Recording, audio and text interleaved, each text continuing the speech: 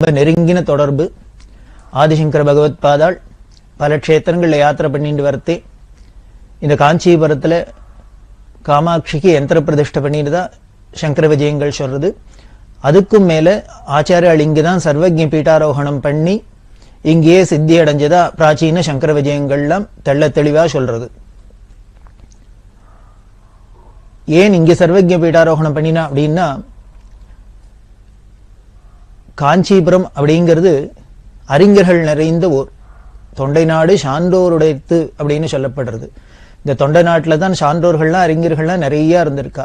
அந்த காலத்துல காசி, காஞ்சி, காஷ்மீர் இந்த 3 இடத்துலயும் பெரிய வித்வான்கள் பண்டிதாள்லாம் இருந்திருக்கா அப்படின்னு தெரியறது.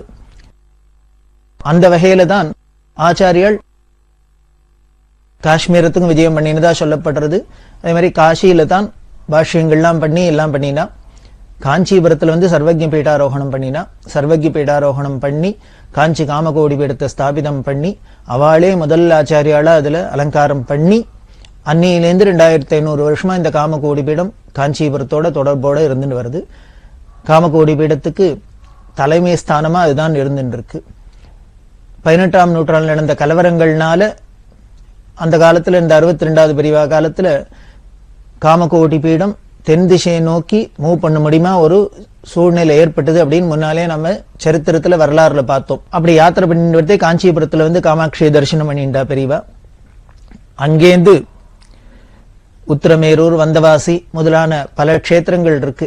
இதெல்லாம் எல்லாத்தையும் தரிசனம் பண்ணிட்டு முருக்கம்பட்டு, குடியாத்தம், வைத்தியநாத குப்பம், காட்பாடி, வேலூர் இதெல்லாம் வழியால ஆரணி வந்தா.